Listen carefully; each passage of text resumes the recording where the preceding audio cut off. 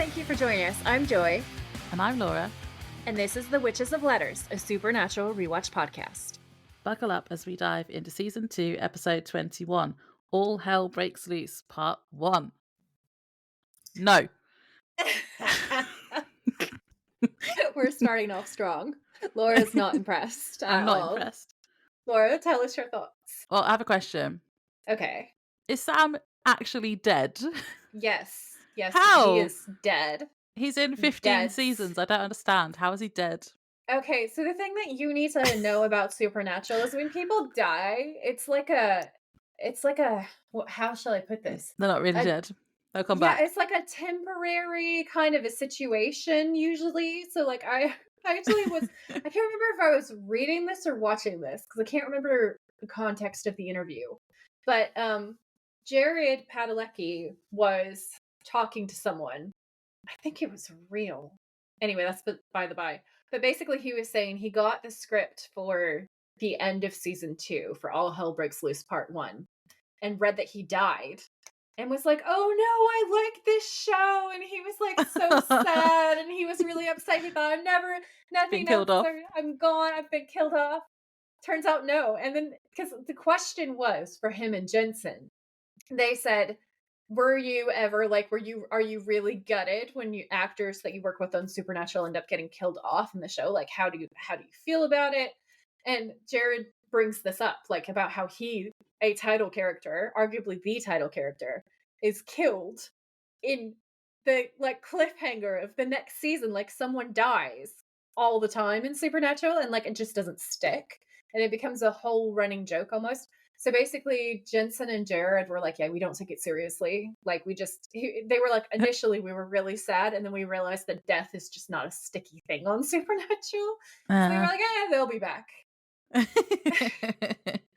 Well, it's like, obviously I know he must come back because he's in the rest of it. Yeah. But I was like, what, is he actually dead? But I suppose Dean's died like at least twice already. Yeah, a couple of times. No one's safe on Supernatural, right? Oh, nobody's safe. If people can come back to life, does that mean Daddy Winchester will come back? Actually, don't tell me. But that's now my dream. Oh yeah. That's a very plausible wish to have, Laura. I will say that there's. Go ahead. I did spoiler it a little bit for myself when I was looking on IMDb after I watched it because it says that Ash comes back in season 5. So I don't know if he's not actually dead and they think he's dead or if he comes back to life. But yeah. I'm excited too because I was really confused because I spoiled myself accidentally a little bit, which was fun. So basically, I accidentally reminded myself what happens in the next episode when I was researching this episode because there was a little synopsis, but it was sneaky and it didn't have any spoiler alerts. And like, while I kind of remember what happens and there's vague things that I know, there's like I've said before, there's just so much that happens in the show that like, if you've had a couple of concussions like me, it's kind of like watching it for the first time sometimes. So yeah, I went, oh, fuck, yeah, that's what happens. Which I'm not going to say because I don't want to give you spoilers. But, like, I totally forgot that Ash comes back later. So that's fun for me. Because there's certain characters that sometimes die and then sometimes aren't dead. And it's really hard to keep track of them, honestly. That's actually going to be... I think that's going to be more difficult watching it going forward because I'll be like, well, are they going to come back or are they dead? Yeah, because they don't bring back every single character. And there's like one character in particular that they got so much shit for because this character was a fan favorite character. One of mine too. I'm also very angry about this. They get asked this question over and over at conventions because the fans are like, how actually dare you? And Jensen and Jared are always like, we didn't write it. We didn't write it. Hands up in the air like we didn't write it. So yeah, so I live in hope that those particular characters that like when one day they do a feature-length movie or something of Supernatural or they do like a 3 or 4 episode stint that's when they'll come back in. Like that's like the fantasy that I live in. Yeah.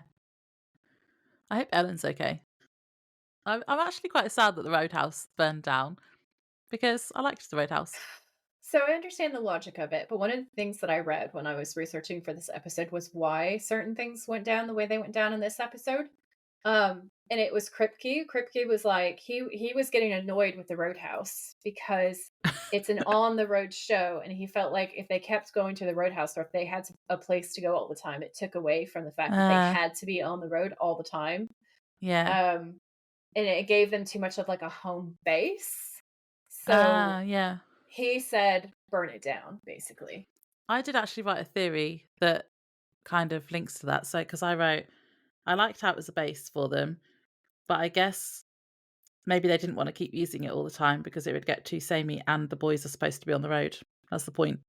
Yeah. Yeah, I know. So, See, that's what Kripke thought too. yeah. Great minds think alike, I guess. Um, I also found out that this season did not have the best ratings at the time because I found this quote that said, despite season low ratings, the episode gathered positive reviews from critics who praised both the writing and the decision to end the main storylines. Yeah. I do think season 1 was stronger. I've enjoyed Yeah, I have enjoyed season 2. I think it's really strong still, but season 1 very was an amazing first season for a solid. show. Season 1 is a fan favorite, and a lot of people will say that they think that it's the strongest season. Like, not every Yeah. single fan, but a lot of fan conversations that I've had with people in forums, etc. A lot of us are like, season 1 is the strongest. Like, it's such a Yeah. strong season 1. Um, I think it's because of all the stuff you found out about Kripke and how he was trying to link it to certain actual lore yeah, and and set it all in the also, Midwest and all that kind of stuff. I feel like the combination of John Sheban of X-Files, like absolute gold, mixed with Yeah. Kripke, who is such a stellar writer. Like that combination is so good. And obviously Eric Kripke did more writing in season 1. Yeah. Um And Kim and Manners when he directs as well, because you've got the 3 yes. of them. If it's like all 3 of Yes. them, it's really good. And he was X-Files as well. Agree. Yeah. No, so he was fantastic. So there's such a power combo, and I feel like I really appreciate Sarah Gamble as a writer. I know I give her a lot of shit at times. You But literally slag her off all the time. I do. I feel like my tone might change a little bit as the seasons go on, but I just don't like what she did to Dean's character. I feel like you Um, only moaned about her in one episode, really. Was it Skin that did she do Skin? I think you're it just was it's one or two of the episodes that are really hard on Dean's character, and I got outraged on yeah. behalf of Dean's character and really had like words to say. Um, I think she is a great writer, but there's moments where like you can tell that it's a different series writer, that Mhm. it's not what it was like in season 1. Like the lead-ins and stuff is different. The reins have kind of been handed over. The ideas are Yeah. there and he's still present, but he's not driving the ship anymore, which head writers don't like they have a lot of say, but other people are doing most of the work, which is the perk of being the head writer. Yeah. Um so it is definitely a different tone in season 2, and the characters kind of take on a different tone. She's written some of my favorite moments, so I will say that. She's written some of my favorite moments, she's written some of my favorite quotes. So I do have a lot of love and respect for her. There's just moments with Dean where I'm like, what did Jensen Ackles do that made you write Dean like that? Like, what part of the storyline was served by this? She's done some of your favourite bits and some of your work. She's like Marmite. She's writer Marmite. That's the Yeah. best way of putting it. I should probably explain that for American listeners maybe. Because You Marmite should. is Yeah, you they'll have either no love it or you idea. hate it. That was the like it's advertising thing. You either love it or you hate it. It's a super weird Australian spread. That's like a yeast-based spread. Yeast And extract, yeah. yeah, and it's like really flavorful. I don't like it. I don't really like it that much either. Um, Do you have Twiglets in the US? Probably not. Twiglets are covered in no, Marmite. Don't like Twiglets are them either. nice. That's the thing that's weird about me. I'm an in-betweener. But yeah, so You have to go basically against the grain. You don't love it or hate it. You have to be in the middle. I just have to be different all the time, don't I? Yeah. But that's my conclusion about it all. Also, in this episode, we get into what they call the war of demons against humans. So basically they were happy that we're wrapping up the storyline of like what's going on with Sam, who are the psychic kids. It still amuses me that they call them the psychic children, even though these people are adults. Like every Yeah. single one of them is grown up. I That suppose still it's cracks me up. when they recruited them, they were children. Maybe that's how I've been looking at it. Yeah. Well, they were babies. Yeah, Psychic yeah, yeah. babies, even funnier. Psychic babies is the best. So yeah, so critics really like that. People got awards from this season. So it's such an interesting mixed bag because like overall the ratings were not great for it, but the critical response was really good. So it kind of went a bit back and forth, I think. Um I also found out that this was supposed to be set in Dudley Town in Connecticut, which I had mentioned as an Easter egg in Playthings. Ah. And so I'm just a quick recap before we go further in of what I said in that episode. I found different material for this episode. Now that I know for a fact that that is the town that this was based on, I can give you guys a really cool rundown of this super fucked up town as my Easter egg, which I love. I love. So number one is I covered the fact that Dan Aykroyd referred to it as the most haunted town in America. Oh yeah, I Um, remember that. yeah. Number two was there was a curse that was blamed for crop failures, mental illness, and violent deaths in the village. They were not having a good time. And number three was that after the Blair Witch Project, it was closed to the public. So people associated the woods in the surrounding area with the Blair Witch Project and tried to flood it. And it was owned by a private land organization that are interested in conservation and have been working on planting trees and stuff. And they were not really fans of like all these teenagers going in there and like calling the cops at 1:30 because they got lost in the woods. Yeah. So they just got fed up with all this different stuff and they were like, you know what, enough is enough. And they now have actual police patrols like all the time to make sure that people don't go out there. But there's conspiracy theories, obviously, of like, or is it super haunted and there's demons everywhere and they're keeping the people out? I love how silly these like the paranormal conspiracies get at a time. But yeah, that's fun. And my last note that I have before we kind of dive into synopses and other thoughts and things is that it is when we're recording, not when this is released, but the day that we're recording is Dean Winchester's birthday. Ah. So happy birthday, what is it? Dean Winchester. 24th of January. Yeah. Oh. It's adorable. If you're on social media or if you were on social media today, because this is the past for you guys. There's so many people put together the most adorable little reels of like Dean clips and birthday stuff. It's so cute. I love it so much. A lot of our friends did. And I shared it to our stories on our Instagram. I just love the vibes in the community. It's adorable.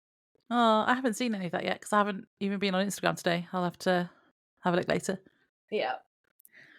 I had 2 more points just before we start. So I'm annoyed that they made Ava evil. Me too. Yeah, because I liked her. Ava alone. Yeah. This is my next campaign. Just leave all the women on Supernatural alone. Leave them alone. And then I had a fun fact, which is, you know how we like to link things to other shows we like. So we do. I found this on IMDb. It says, there is a Charmed episode, also titled All Hell Breaks Loose, in which one of the siblings dies. Charmed aired on the same network as Supernatural. Yeah, it did, actually. So it's the same kind of, well, a sibling dies and it's called the same thing. That's fun. I like that a lot. It's a fun fact. Little fun fact. It is a fun fact. Shall I do the synopsis? Yes, please. You guys should know that she cleared her cough and then did a little dance. I'm telling you, because we've had people write in to tell us that we should be a visual podcast. We're not at this time, but I'm giving you a description. My little dance. Yeah. Okay.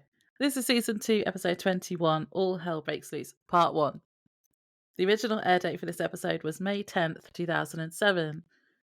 Sam disappears and finds himself in an abandoned town with no way to contact Dean and with 4 of the other psychic children, including Andy and Ava, who we've met before, a soldier named Jake, and a woman called Lily.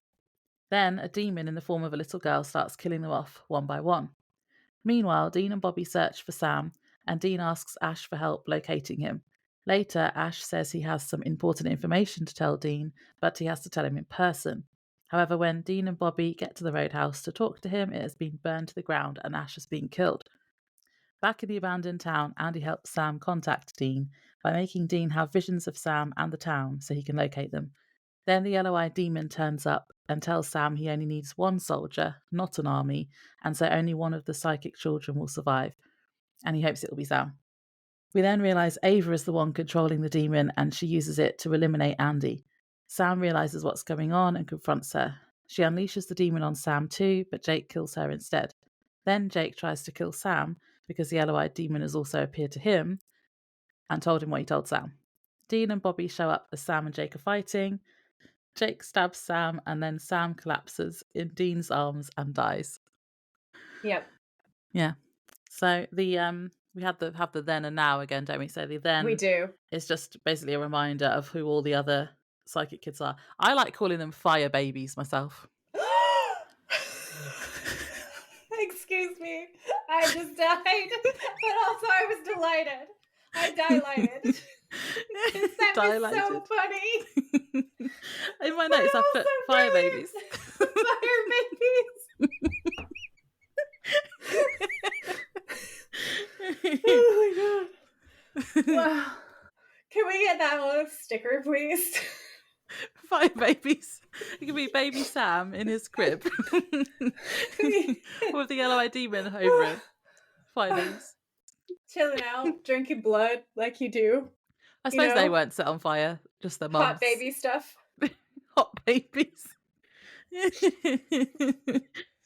Instead of hot girl stuff, it's hot baby stuff because they're fire babies and they're drinking hot baby demon summer. blood.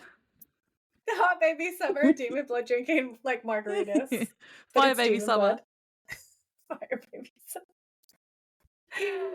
I cannot with us. So our opening scene, it's nighttime and Sam and Dean pull up to a diner. Dean hands Sam some money for food and reminds him not to forget the extra onions this time. Sam's funny because he's like, dude, I'm the one who's got to ride in the car with your extra onions. I thought that was funny. Yeah, and then Dean smiles. Yeah, the smile was good. He's so proud of himself. And then this is one of my favorite lines because I love the Dean loves pie thing, which becomes a whole in-show meme, Easter egg reference. Yeah. I don't know what word. It's everybody's favorite thing. And this is the first time that he ever talks about pie. So it's his technical birthday today. And also it's the first time we get pie. It's pie birthday. It's pie day. Okay. So Dean says, hey, see if they've got any pie. And Sam's glaring at him and shuts the door. And he goes, bring me some pie. And then to himself, he goes, I love me some pie. Aww. I love it so much. And also, Laura bought me a Dean Winchester scented candle for Christmas that smells perfect because it's like cherry pie with like leathery, foresty kind of grain notes. And it makes me ridiculously happy. Yeah, I liked that. That was like one of my favorite Christmas presents ever. I have it in the room when I record, and a lot of time I have it lit because it's just it smells like Dean Winchester in here. It's like baby and pie. It's like leather. It's like baby and pie and Dean, because I imagine that Dean, if he was gonna wear like he's gonna wear some kind of man deodorant. He's not gonna. I don't think he's a cologne guy, but he's gonna wear something. I feel like he would wear something foresty and like manly. So it'd be like leathery foresty. And so those smells are in there. And I'm just like, it makes me so happy. I did write down that I know pie is a thing just from like posts and stuff on Instagram. Yeah. But this is the first time we're hearing about pie. I liked it too. Pie. Bring me some pie. I love me some pie. Yeah. So I don't know why I can't deliver. Usually I can deliver the line like how he says it. But I find it so cute. I can't not do it in a weird, cutesy way. So we all just have to live with that, unfortunately. So Dean watches Sam go into the cafe and talk to the waiter. And then suddenly baby's radio goes really staticky and really weird because he was Uh-oh. listening to stuff on the radio, and this gives ghost flicker weirdness, Mm, creepiness. It's something not good is about to go yeah. down. That never It's means anything good on Supernatural. No, it never means anything good. It's always creepy. So he looks down and he tries to fix it, but then it just switches itself off for no reason. And Dean's like, "This is sus." So, and when he looks back up, the cafe is empty. He doesn't see the waiter. He doesn't see Sam. Mm. So he runs to the cafe, and country music is playing. And there's a customer dead in the booth, face down in a puddle of blood. And Dean draws a gun. And he's like, "Sam." And then he paces forward and he looks around, and there's all these other employees absolutely dead. Throats are slit, blood is everywhere. Somebody was having a good time, but it was not these people. And he goes, "Sam?" And then he notices something on the door and he goes, "Sulphur." And this is where you lost me, Oh, because yeah. that whole thing before that I just described, thirst trap. All right.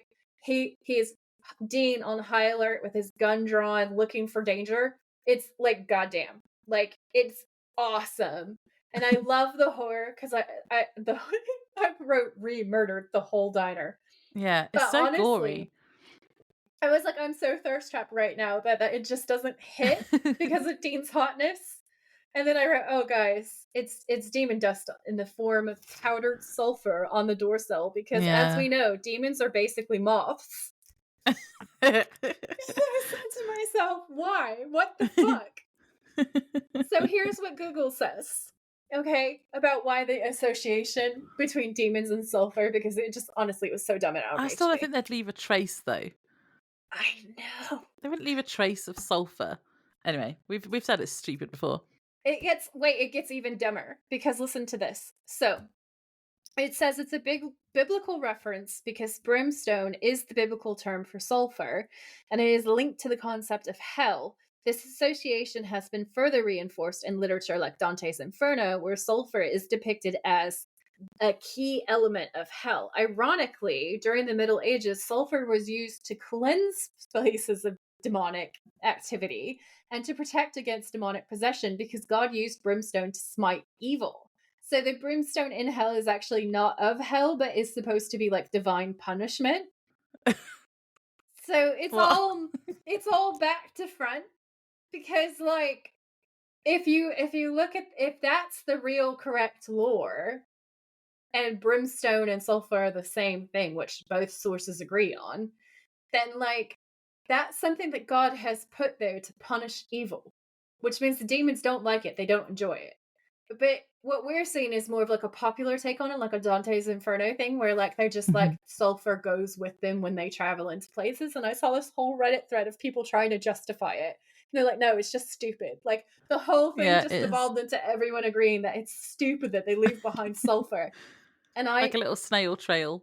yeah, like a moth, like a fucking moth. It's so unmenacing. Because before that, it was good horror and it was really scary.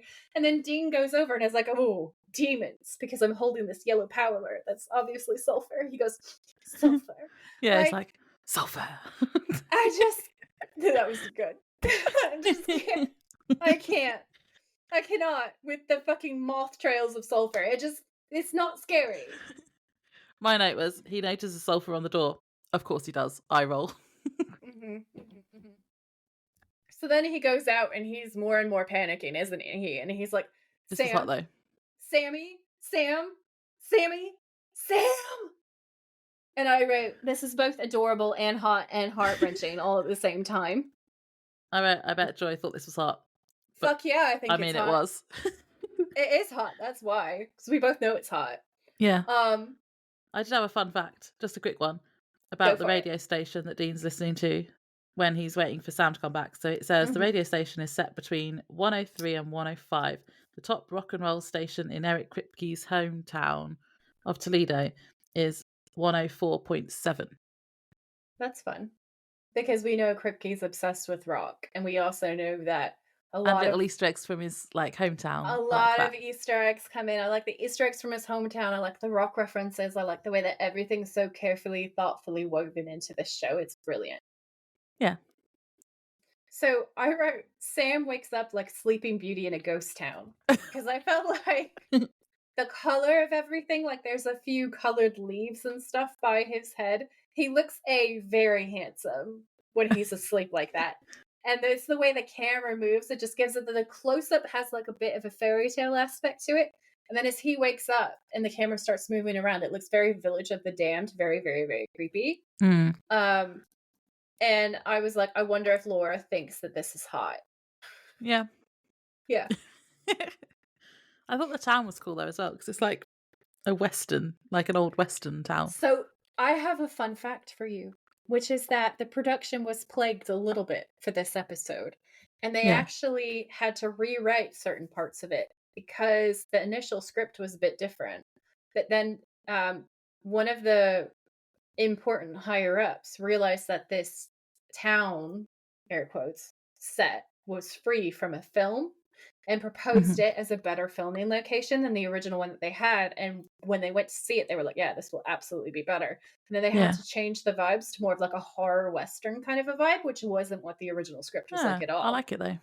Yeah. So the whole creepy backdrop of like Village of the Damned kind of situation was very carefully cultivated. And I do think that it adds to the atmosphere of the episode.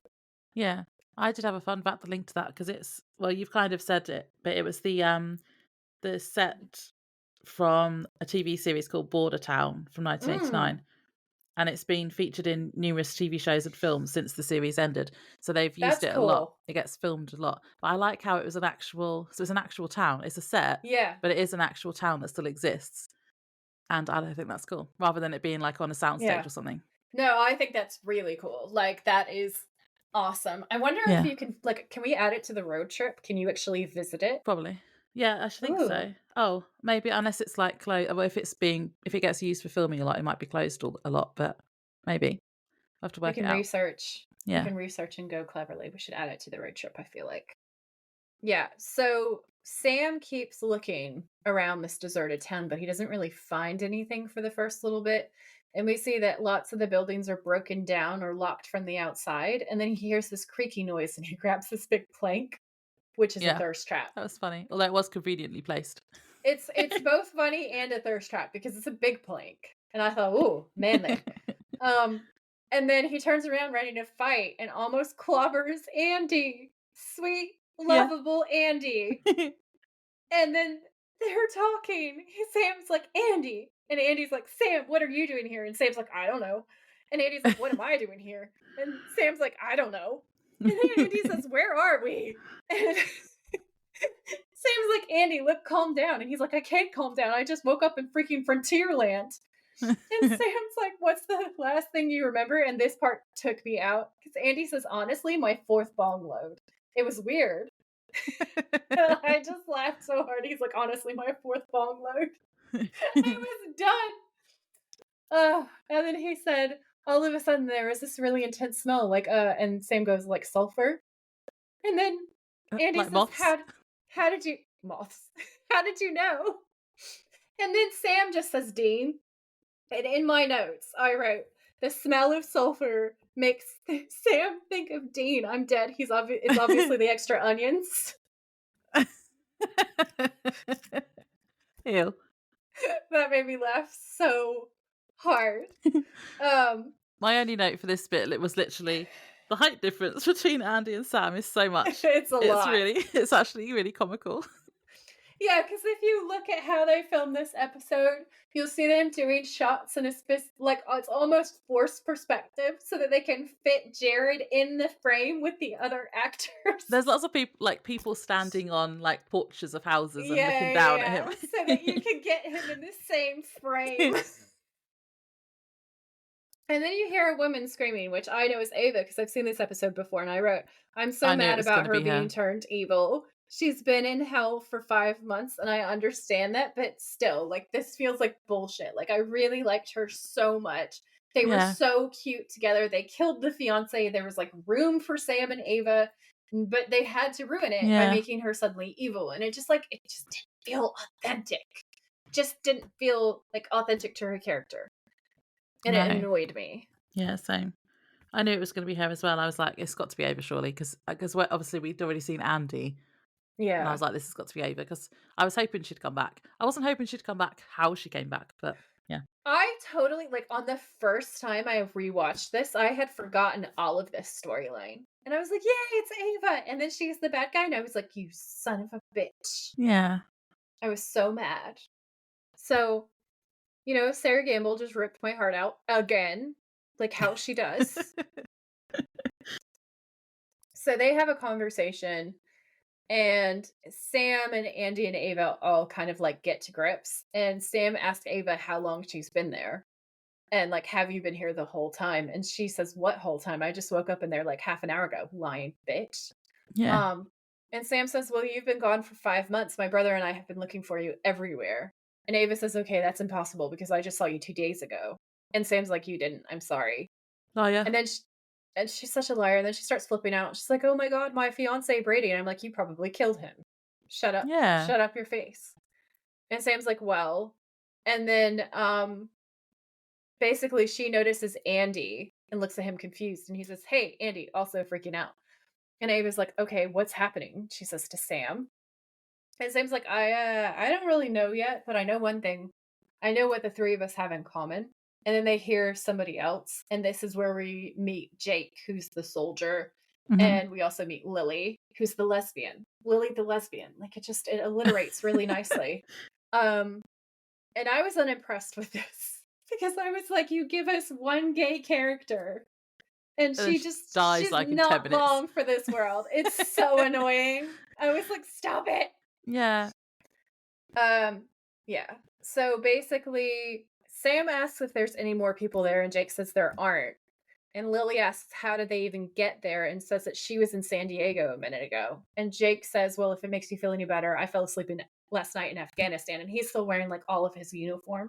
Yeah. He's clearly in the army from the get. Like we know that about him. And then Sam says, let me take a wild guess. You two are both 23. We all are, and we all have abilities. And Jake's like, what? And Sam says it started a little over a year ago, and you found you could do things you didn't know were possible. And they both kind of nod. And he says, I have visions. I see things before they happen. And Ava says, yeah, me too. And he says, yeah, and I can put thoughts into people's head, like make them do stuff. But don't worry, I don't think it works on you guys. Oh, but get this. I've been practicing training my brain, like meditation. So now it's not just thoughts. I can beam out images too, like anything I want to. Bam, people, they see it. This one guy I know, total dick, right? I used it on him, gay porn, all hours of the day. It was just like, you should have seen the look on his face. And the other four, according to Supernatural Wiki, because I didn't know how to read these faces. Supernatural Wiki says the other four look unamused at best, disgusted at work. And Andy's like, at worst, not at work. Andy's like, okay. I thought it was funny how he just went on a massive tangent, a bit like we do. Yeah. And I just had a note saying he's obviously the comic relief in this episode. Andy is so precious, but I was kind of like, I don't know how to feel about this whole gay porn rant thing. I was like, Yeah. I don't know how to I don't know how to process that. I don't know if I should think that it's funny because I don't have any context. And like I can't tell if I should be offended or amused, honestly, cuz like again, there's no context. Like he just says the guy's a dick and then he makes him watch gay porn all day. And it's just weird. It's Yeah. just weird. I think it gives me the ick, actually. It's very just, I don't know. I just wrote it down as of the time. Yeah. Yeah. Agreed. So Lily goes off and says that she would kill for an ability like that. And Sam says, Lily, listen, it's okay. And she's not. And she says, no, it's not. I touch people, their hearts stop. I can barely leave my house. My life's not exactly improved. So screw you. I just want to go home. That is a bit of a crap ability to get when all the rest of them are like, yeah, have that's visions the worst. or, and you kill people if you touch them. Yeah. That would be Also feels kind of difficult. the only gay girl. And she kills people if she touches them. Feels kind of haven't thought about this, have we? We haven't thought about this.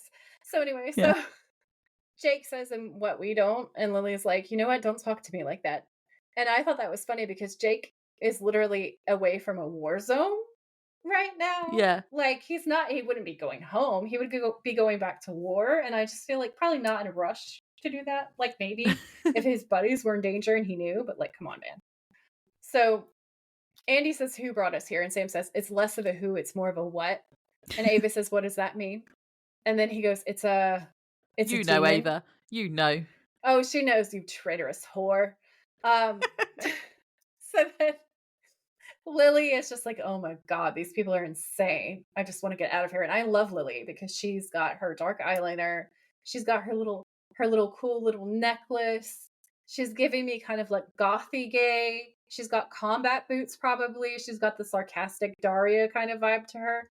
And I understand because I also don't like people. And these people are kind of annoying at this point. So that's Yeah. a fair reaction. And then we cut to this highway, and it's Bobby and Dean, and they're parked on the side of a road, poring over a map. And Bobby says, "This is it. All demonic signs and omens over the past month." And Dean says, "Are you joking? There's nothing here." And Bobby's like, "Exactly." Right, this. I thought this scene was absolutely hilarious and it wasn't supposed to be because why did Bobby have a map with nothing on it? He's Right. like Thank you. he's showing him, he's Let like, me look, show you. these are all And the demonic nothing. happenings. He's literally just showing him a map of the United States. He could have just said, "Nothing's happened over the Why did last he month. bother It's getting a quiet." map out? I thought it was so Yeah. funny. It is funny. It's not supposed to be funny. And then Dean says, "What about the normal low level stuff? You know, exorcisms, that kind of thing." And he says, "That's what I'm telling you. There's nothing. It's completely quiet." I literally paused it on the map to see if there was like a couple of little points on it or something, like a couple Yeah, of pins in it. There's literally nothing. yeah, it's the best. It's so stupid. So then his Dean has a flip out because he's like, "I don't understand how we're supposed to look for Sam. What do we just close our eyes?" Um, and point, and then his phone rings and it's Ash, and Dean says, "Ash, what you got?" And Ash says, "Okay, listen, it's a big negatory on Sam." And Dean says, "Oh, come on, man, you've got to give us something. We're looking at a 3,000-mile haystack here." And Ash says, "Listen, Dean, I did find something." So I just feel like the previous what, Yeah. just what, like you guys can't see it, but I'm waving my arms around in frustration. um so he says, "I can't talk over this line, Dean." And I feel like, again, we know the hunters have these special phones. Why can't you talk over the line? He has a back They have like office. burner phones. Yeah, what's the issue? Maybe was it, did he say it was the line or was it because people can like maybe hear him? He Because says, he didn't "I want to can't talk talk about over this line." oh, because he didn't want to talk about Sam and the demon stuff in the bar before, did he? Because he didn't want other hunters to Yeah. hear. Yeah. And then I'm like, well, the solution to that is for you to go into your office or for Yeah. you to go somewhere else for this phone call. Yeah, Ash, come on, for fuck's sake. Just saying. Just saying. So anyway, regardless of how silly it is, Dean says, "Come on, I don't have time for this," which I agree with. And then Ash says, "Make time, okay? Because this," and then he stops because somebody else walks by him, and he says, "What's up? What's going on?" And then finally this dude passes by and Ash goes back to talking to Dean, and he says, "Not only does this most definitely help you find your brother, this it's huge. So get here now." And then he hangs up. So Dean turns to Bobby and says, "I guess we're going to the roadhouse. Come on." Hmm. I thought on the first watch through, I was like, why is there a random bit at the end of the scene that they make a point that Ash looks at his watch? Yeah, yeah, I was like, yeah, that's so random. And yeah. then obviously it made sense later because that's how You know Dean what it was? identifies him. Some studio exec goes in and is like, "How do they know it's Ash's body? We need an Yeah. explainer." And somebody was like, "Well, we better write a scene where he has an identifying feature. Yeah, and he like Let's give really him a looks at it watch." pointedly so we see the watch. Yeah. Yeah. Oh my gosh. So back in the abandoned town, Sam must have told everyone what he knows about the yellow-eyed demon. As Jake says, "So we're soldiers in a demonic war to bring on the apocalypse." And I was like, hang on a minute, do we know that? Is that what they're bringing on the apocalypse? I'm sure that's the first time I'm hearing that, but maybe not. I remember the yellow-eyed demon saying that he needed soldiers for something. No, I suppose that was implied. I think that's just me. I feel like it's implied. I Yeah. don't think they've outright said it before, but I feel like a war with demons emerging is Yeah. probably apocalyptic. Yeah, like in Buffy. Yeah, exactly. We always have to link it back to Buffy. We do. Anyway, they're basically telling Sam that he's crazy, and Jake believes Yeah. he's better off alone and walks off. And on my initial watch, I just wrote, Jake is going to regret walking off. And then he does, because Hmm. he walks away and sees a creepy child through a window. And I wrote, ew, creepy ghost child in the doorway. Um, he goes inside thinking she needs saving, or she's lost or needs help or something. And as he's looking around, chalk appears on the chalkboard, which had nothing on it as he walked in. And it's the phrase, I will not kill, written over and over. And Hmm. this bit was another bit that wasn't supposed to be funny that made me laugh. Because, you know, the opening for The Simpsons, That's exactly what I thought of. Where when Bart's writing Bart's on the writing on board. the... Yeah, That's all I could think of. I was yeah, like, oh no, Bart Simpson's a ghost. yeah. That was my initial thought too. We had the exact same thought. Yeah. That made me laugh anyway. So, but it did kind of take away the horror a little bit from this scene. Yeah. Um, he turns away. The creepy girl is now standing in the doorway, and then her fingernails, ugh, they kind of Yeah. like grow into claws. And she holds her hands up like she's like a big cat that's gonna pounce. There's also like a feature where her face starts looking like it Yeah, flickers back and forth between her face and like a dead face, which is that really was gross. creepy. Yeah, that was really Um, creepy. it is really freaky. And I knew that Laura was going to hate this because it's like an evil Mm, child, and it is yeah, very scary. Like the effects hold up. What are we, 20 years later? I feel yeah. like it's still pretty damn creepy. And it's the like jerky movements, like that always gets me as well. Yeah, it was spooky. And Jake shouts, "Get back!" And then Sam comes in and picks up, I wrote, another handily placed fire poker type thing, and Yeah. swipes at her, and she turns into demon smoke, demon dust, and flies I out the wrote doorway. demon dust. Yeah. um, the other three, who must have followed Sam, are now standing in the doorway, and Sam says, "Just so you know, that was a demon." And I wrote, with a little bit of sass, and his face is like, "I told you so, you idiots." Yep. Yep. I liked the sassiness. I wrote down presumably Laura loved Smart Sam. I liked sassy Sam. Sassy Smart Sam. As they're leaving, Sam says he thinks the demon girl was a cheery. Hmm. I think I said that right. Um, and he explains that's a demon that disguises itself as a little girl. So, yes, I wanted to see if this was a real thing or just a show lore, because you can never tell with Supernatural, and I don't mind Sure. either way. Yeah. But yeah, apparently, according to Wikipedia, it says an Achiri is the ghost or spirit of a little girl who was either murdered or abused and left to die. So that's sad. Achiris Hmm. are also referred to as hill fairies. They are often depicted with dark or unnatural eyes, a skeletal Mm. appearance. So that's kind of links to the face effects they did, Yeah. That and a makes a lot of skin sense. dress. Blech. There was no mention of the origins of it though. So I then went on Supernatural Wiki, which on fandom.com, and it says that the origins are Indian. Now I took that to mean Hmm. actually from India. Yeah. But then I realized that they might mean Native American. So then I found another source from astonishinglegends.com that said it was Native American. But then it also mentioned Hindu mythology. So then I was like, maybe it's both. Or Hmm. maybe maybe it was Indian. And then when they started using that term in the wrong way for Native Americans, Confusion maybe happened. it got confused somewhere and the law got Yeah. confused. So I don't know which Yeah. one was I don't know if it's Native American or from India. Yeah. I did see, so I didn't do research on it, but in the part that I was mentioning before, where I was talking about the details for this episode, they Yeah. cited it as like from India, Yeah. and Hinduism. Yeah. So I can tell you that for sure the show itself thought that it was like Yeah. Indian. Um, and that is what they were thinking of Hindu mythology, because I remember watching it, knowing that, and being like, "Why do you keep casting white actors to play these parts? Yeah. What?" I think my like conclusion was that it was from India, and anything that mentions Native American, I think it's been cited wrong because They're of Christopher Columbusing. yeah. I think they've read it and thought they meant that. So but yeah. Yeah, idiots. So Sam's telling him about the Achiri. He asks Andy if he's with him, and Andy's funny.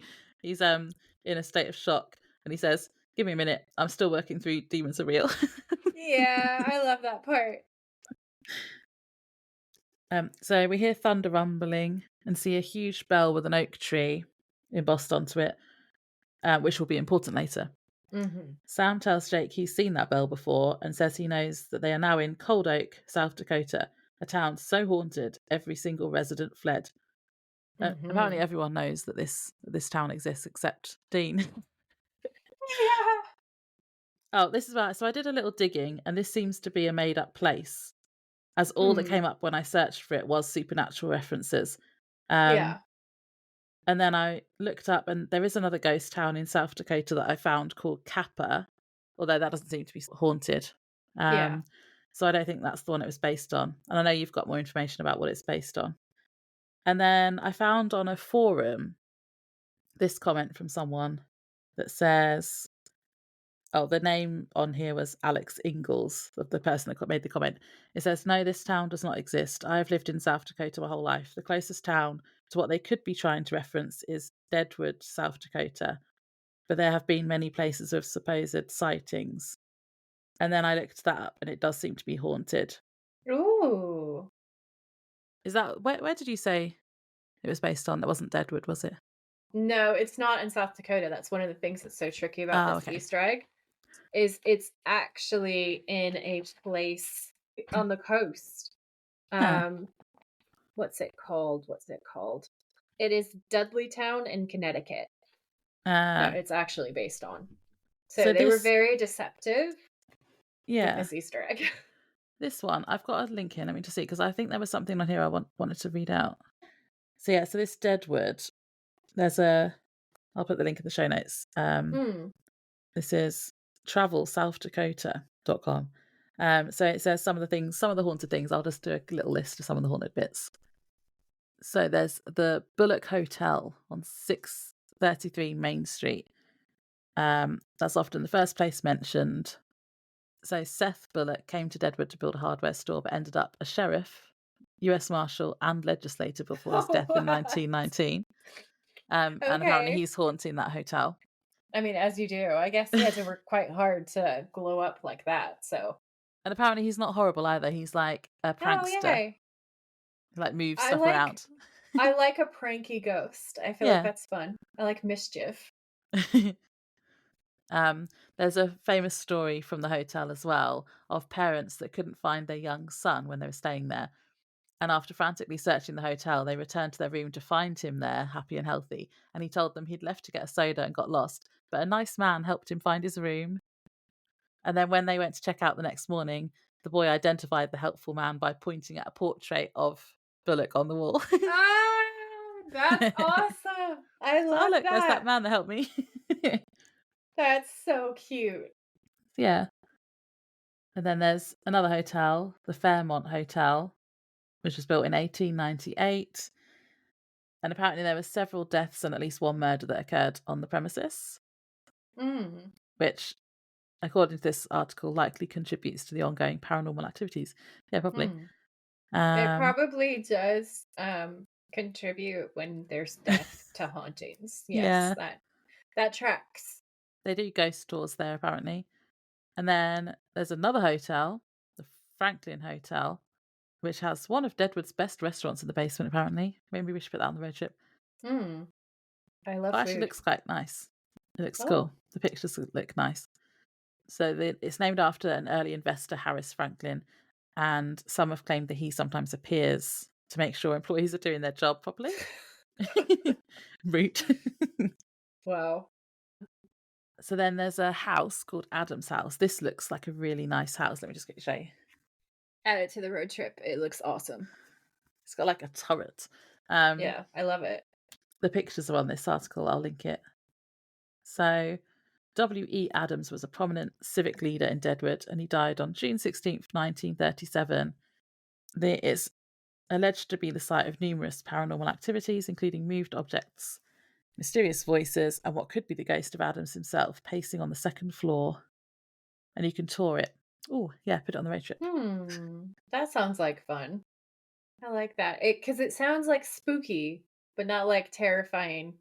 You're going to get fucked up spooky. Like just some of the ones that I found where it's like you'll have horrible nightmares after you've been there. And we were just like, maybe we don't go there. That one just sounds like he likes to move things around and tell people their business. But yeah, it seems cool. This whole town seems to be like it's not abandoned, but it's hella haunted by the Haunted. sounds of it. Yeah. Yeah. So yeah, they were my attempt at trying to work out That what it was episode could based on. be. Yeah. Yeah, yeah, yeah. That's fun. I like that a lot. So Joy will tell us her Easter egg later. I have a very specific point that I'm thinking of, guys. And it's not that long away from now, but yeah, Mhm. I have a plan. An Okay, cool. amusing plan. How come everyone does know about this place except Dean? So like Sam knows about the town, Bobby knows about the town. You're ruining my rants. Okay. Maybe I'm just gonna say it's just Sam's smart, he knows everything. Um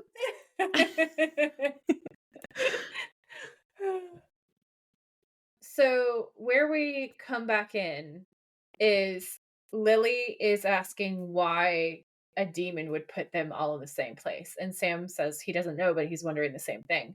And Lily says, you know what? It doesn't matter. Clearly, the only sane thing to do here is to get the hell out of Dodge. And Sam's like, wait, hold on, Lily. The only way out is through miles of woods. And Lily's like, beats hanging out with demons, which, I mean, I see her point. And Sam's like, Lily, look, we don't know what's going on yet. I mean, we don't even know how many of them are out there right now. And Jake's like, yeah, he's right. We should. And Lily's like, don't say we. I'm not part of we. I have nothing in common with any of you. And Sam's like, okay, look, I know. And she's like, you don't know anything. I accidentally touched my girlfriend. And the rest of them are all Mm, stunned. And Sam's like, oh, I'm sorry. And it's so heartfelt that is really sad. because he does know what that's like. And she says, whatever. I feel like I'm in a nightmare and it just keeps getting worse and worse.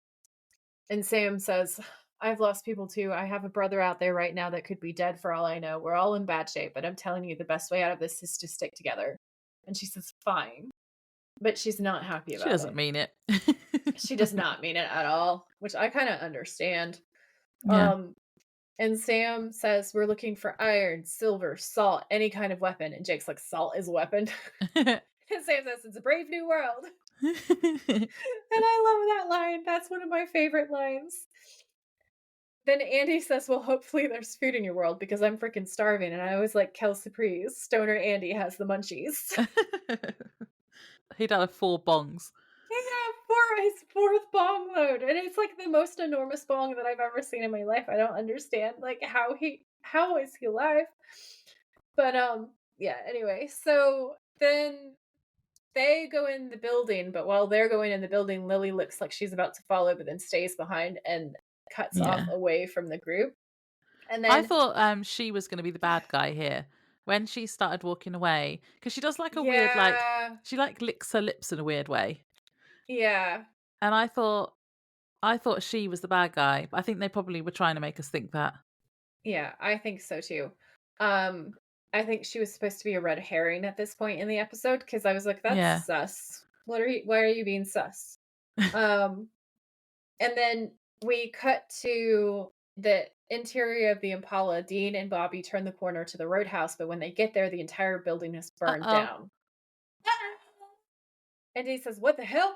And they get out of the car and start looking around the debris, and every single part of it's been absolutely destroyed. And Bobby's like, "Oh my god," because this is just absolute carnage. It's horrible. And This was Dean pretty says, gruesome. You had there was like a charred arm and "There's leg. several. Yeah, there's like Yeah. people's body parts." Yeah. The horror and the gore is really high for this part. So Bobby says, "Oh my god," and Dean asks if he's seen Ellen, and Bobby says, "No, no, no Ash either." And then he identifies, Dean bends down and sees Ash's watch on his wrist, and it's charcoal. So you see that this is just a burnt corpse. And Dean says, "Oh, Ash, damn it." Yeah. Um, and then we cut back to Lily, and she's walking through the woods trying to find a way out, but then we start hearing the creepy children laughing. This Ugh. is very much like a creepy child demon, and it's gross. Yeah. And then Ew. we cut to Sam searching through the abandoned houses, and he managed to find a knife, picks it up, hides it, turns back to Ava, who is like massaging her head like she's having a vision. Suspicious, okay? And he Yeah, catches she's on faking. later. It's so fucked up. And he says, "Are you all right?" And she basically says that she's dizzy and hungry from being there and not eating, and it's all a lie. Yeah. Um, So this annoyed me because on my second watch, I was just like, "Shut up, Ava," all the time.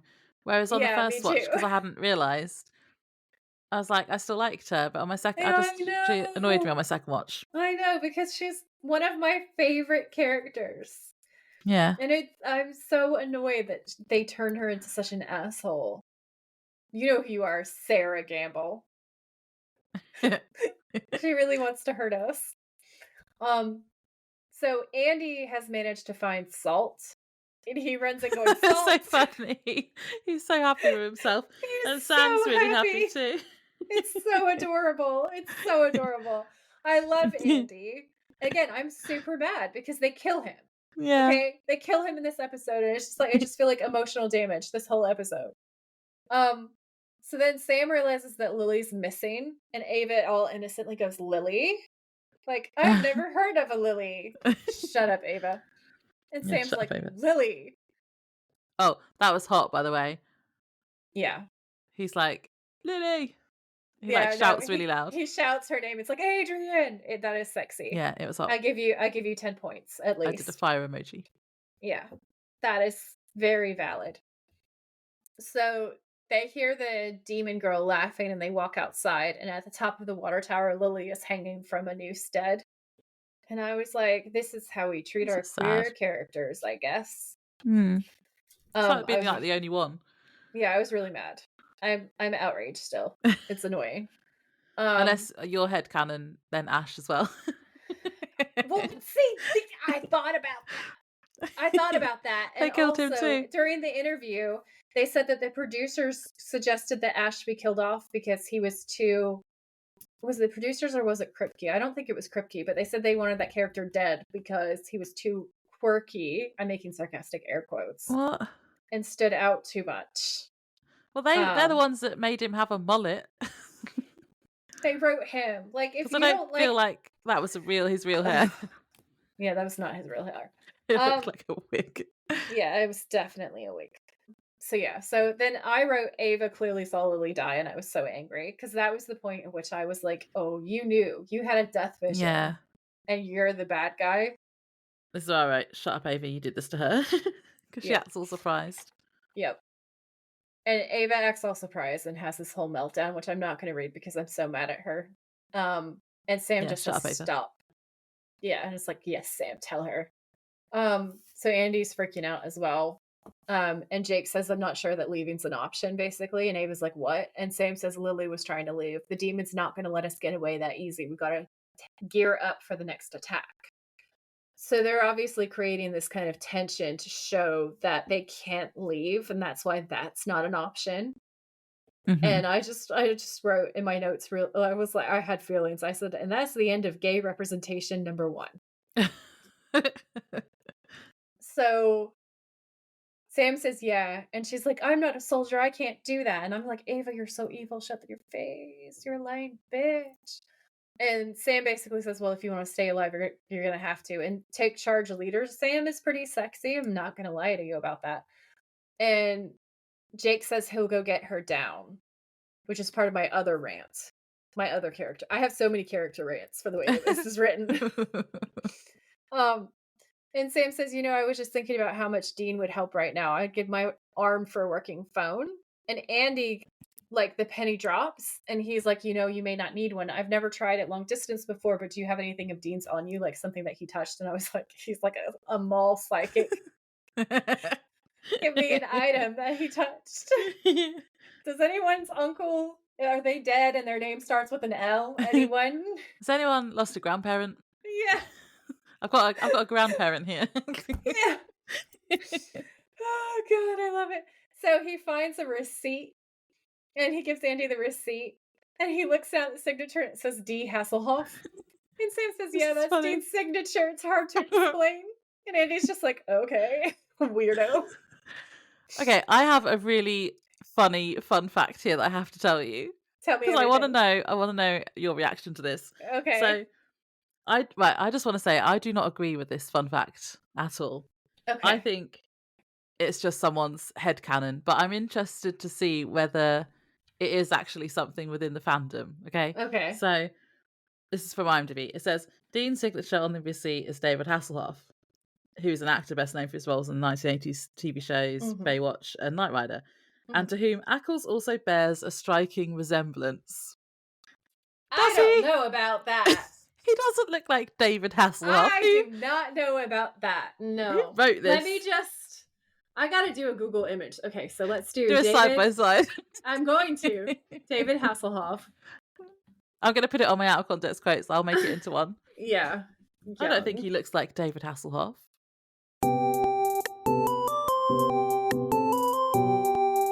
Okay. I found one. I found a side by side. You have to send it to me so I can do it for later.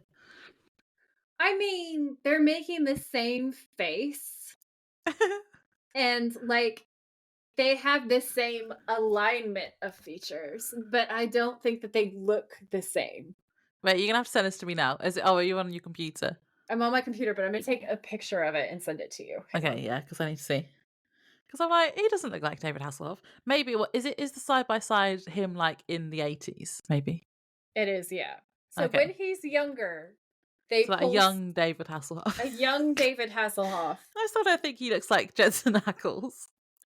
Okay, hear me out.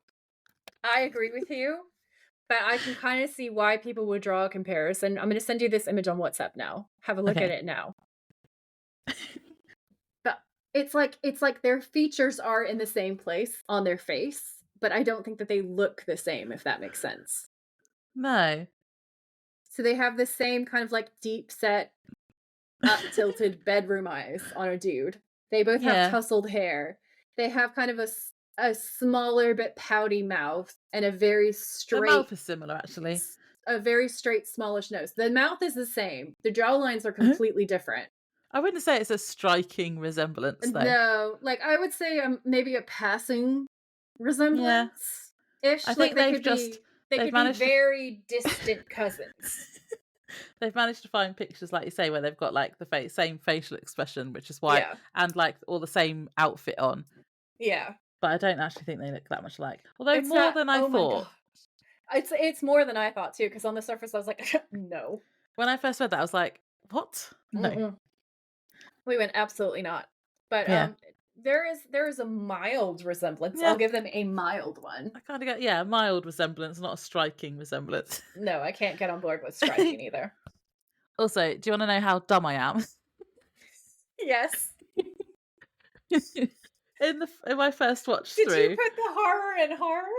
No, but on my first watch through, I was like, why is Dean having visions all of a sudden? I totally missed what Andy was doing.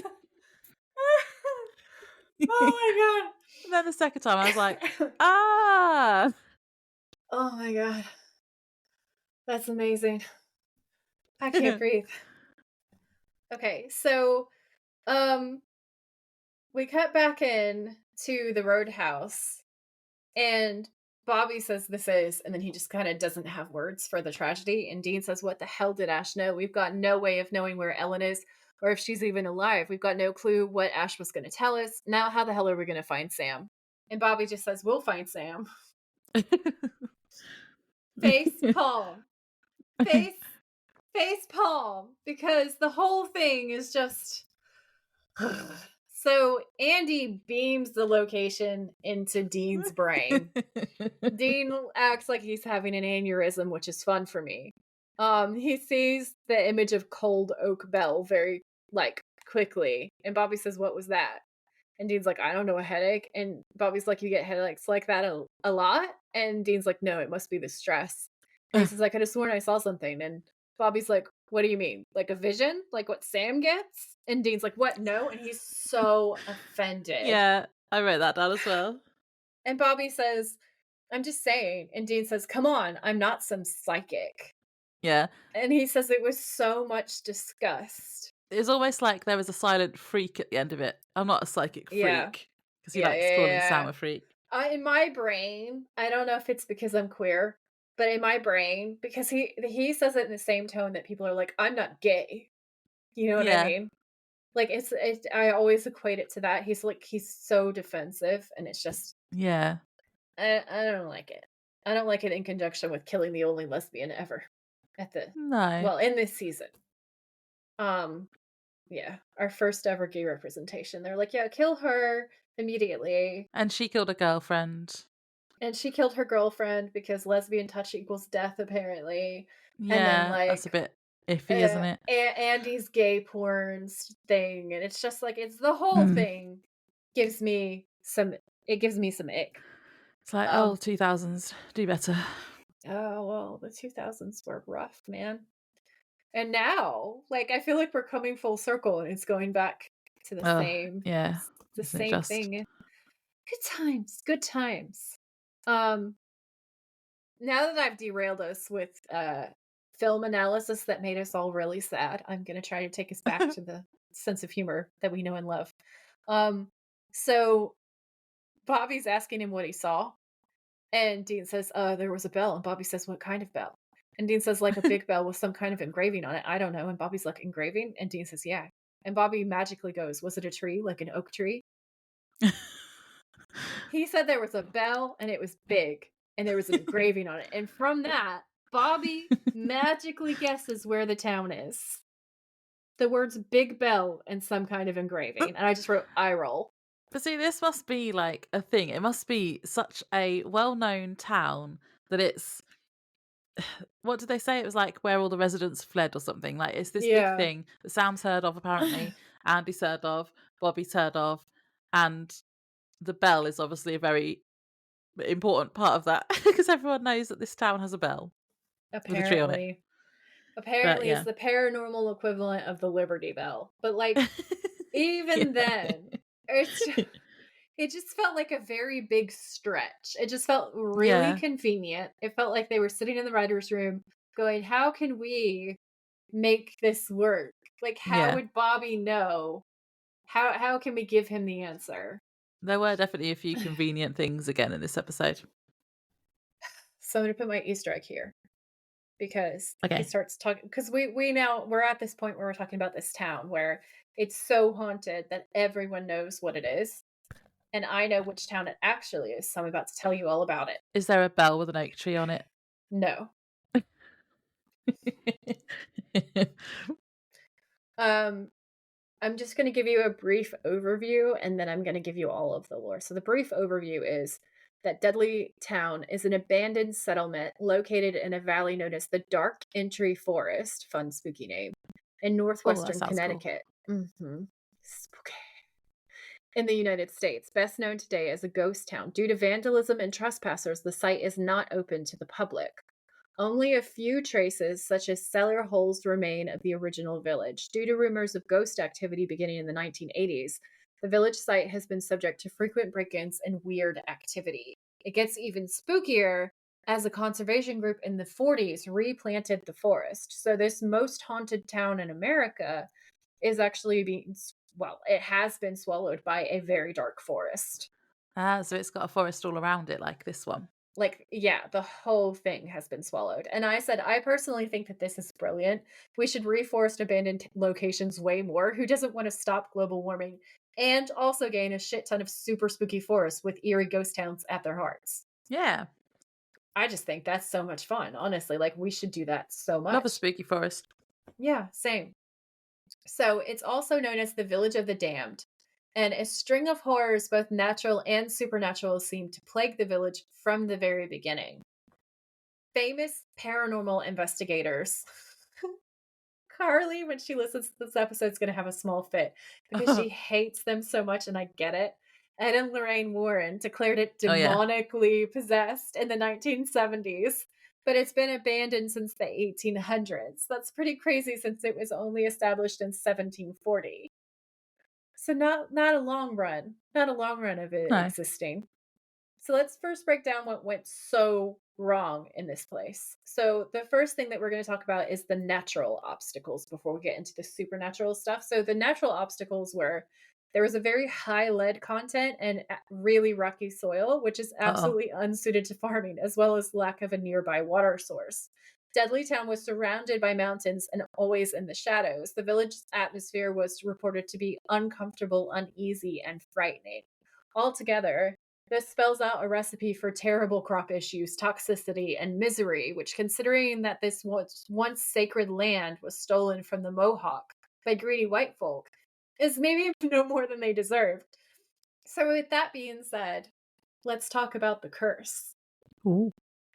Legend has it that the curse began in the 1800s, and descriptions vary, but here's a rundown of the most agreed upon features. Number one, the village was plagued by murder, suicide, madness, and failed businesses. Not a good time.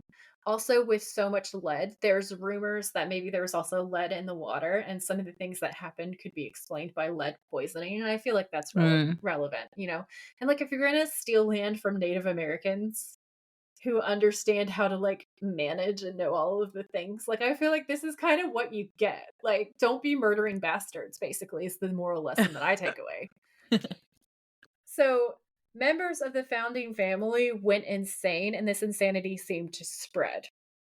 The next point is that there were consistent disasters, killings, disappearances, and deaths, and here are some examples. Number one, a man was murdered during a barn raising, which, like, of all the times, because a barn raising is supposed to be such being Southern, it's a community event. It's when, like, your church groups and, like, your morally upstanding citizens come together to do something good for someone else, where you as a community help someone else build. So to have a murder at a barn raising, weird. Is that when they help someone build a barn Yeah. on the land? Yeah. It's where you all come together to build it. So that's the first thing. Then you also have lightning striking a woman just sitting on her front porch, and she's dead immediately. Rude. Yeah. Just minding her business. She's just chilling out. Yeah. Number 3 was a sheep herder's family was systematically destroyed. His wife died of tuberculosis, which, like, for the time, doesn't seem that strange, right? So you go, okay. But then it just keeps compiling. So then his children just vanished one day, disappeared, or never seen or heard from again. And it's rumored that they went into the woods. And then his house caught fire, after which he just wandered off into the woods one day and never came back. Yeah, those woods don't sound Mm-mm. very And these good. were not the only people. So there were lots of vanishings, and a lot of it is linked to the woods. So the next thing that you should know is that people stated that, quote, the village was haunted by demonic creatures. And that, quote, sightings of strange demonic creatures emerging from the forest have been reported for decades. Many who witnessed these otherworldly creatures would later wander off to join them, end quote. It's creepy as fuck. Yeah. So that ties in so well with our creepy girls in this episode. Yeah, definitely. So where did all of this start? Once upon a time, there was a family called the Dudleys, and to understand how the settlement became so messed up, we have to look at the folks the town was named for. So the story goes that the family were cursed. It was famous enough that it reached proper cursed family status, and the rumor mill called it the Dudley family curse. Original, I know, creative. But I feel like it's important to acknowledge this as it establishes that the curse was not just affecting a few people in the family with a run of unfortunate events, but rather implies that several generations suffered from its impact. So the story goes that after their father's beheading, the Dudleys fled to America in hopes of escaping the curse. But their involvement with a mythical book believed to open the gates of hell doomed them and anyone who befriended them. Oh, you don't do that. No, see, this is where it's getting really interesting because this is giving me like Necronomicon, forbidden sorcery kind of vibes. So here's a quote about the town and the curse. The town they established was repeatedly plagued by murder, suicide, madness, and failed businesses. Even though there's little left of the town now, it will never be forgotten. Some believe this place is the evilest place on earth, and many paranormal investigators have left it running. And I was like, yeah, that tracks. Yeah. That tracks for this episode really well. Definitely. Yep. So when Sam is saying about how like it's a town that was so haunted that it was just abandoned by all of its residents, that's basically what happened to this place. It just was, every horrible thing kept happening. And even now, in modern times, there's still people trying to investigate it. There's still reports that there's some kind of weird activity happening. There are reports of like orbs and lights, and people claim to have captured that on video out in the forest, especially. There are rumors that like birds and other animals will refuse to be in specific parts of the forest, and it's just dead air and empty. Oh, Um, that's creepy. especially near the town, like the site of the town itself. So you can see why it's considered to be really fucking haunted. Hmm. Um, and that is supposed to be the most haunted place in America. So I was like, this is solid Easter egg. I would say put it on the road trip. It sounds scary. I know, right? So I have all of that stuff and more, and anything else that I mentioned will be linked in my show notes. I have some screenshots from different articles in my show notes if you guys want to dive into it more and learn a little bit more about it. There are two points of view. So there's the point of view that it's super fucking haunted and it's the worst place ever. And there's the point of view that, like, it was a series of natural disasters, that people had maybe had lead poisoning, and that the contagious madness type stuff was probably to do with that. Um, that the privatization of the woods and all the security has to do with them just not wanting vandalism because of all the hype that happened after the Blair Witch Project. I can't remember why those woods were linked to the Blair Witch, but I think there was a rumor that parts of it were filmed there or that it was based off of those woods. Hmm. Which conflicts with what I know, because I believe the real story actually happened in Texas. But honestly, who can say with these things? So it's good to know that there's two points of view on it, but I can absolutely see why the show was like, this is what we're going to base this on, because this is creepy as fuck. Yeah, definitely. So back at the abandoned town, Sam and Jake are hitting old pieces of machinery. This was It's so true. random. They are, Um, yeah. I realised that they must be like trying to get the iron because of what they said Yeah. earlier, but they're just literally hitting it. Yeah. Anyway, Jake pulls on a metal bar and it comes off his hand. And he explains to Sam that he has super strength now and tells an anecdote about how he lifted a vehicle off someone in Afghanistan. Hmm. So he's Hulk, basically. Yeah. Um, then he realised he could bench press 800 pounds. Then they have a little moment, and Jake thanks Sam for being calm and keeping everyone calm, even though he's freaked out too. And Sam then tells him that even though he's telling everyone he's going to be okay, he's not sure he believes that himself. Yeah. So I actually have a rant that I'm going to put right here, because I was like, so Jake is super strong.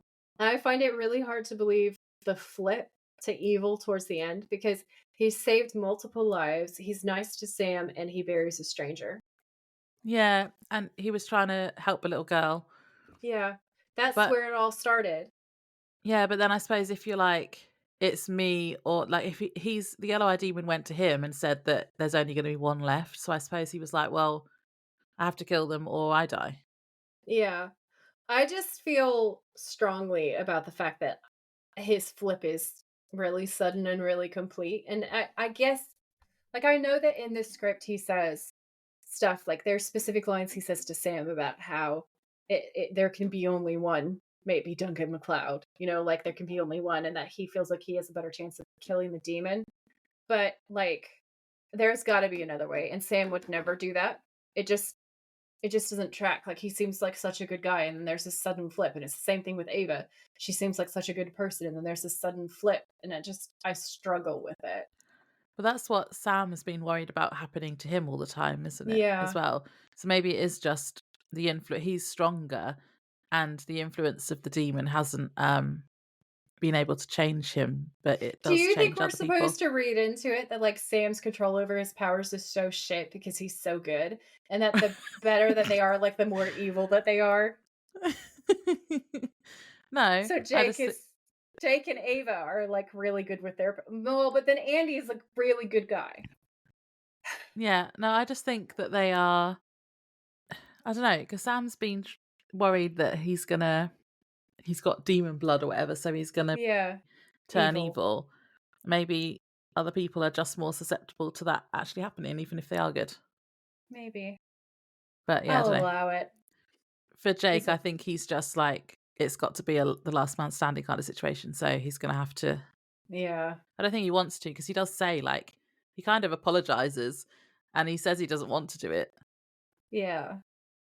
That's how Yeah, I took it anyway. I just found it hard to swallow. I think maybe it's also that, like, the two black men that we've seen in the show so far have both been, like, really Evil. physically strong, menacing, and evil, and it just feels like it's playing into stereotypes in a really uncomfortable way. And I'm like, and when I saw Jake and I'd forgotten about the plot twist at the end, I was like, yay, representation, how cool. I thought he was going to be like a black Superman. And I was like, oh, that's sick, especially for the Yeah. time. Nope. Nope. And I got really sad.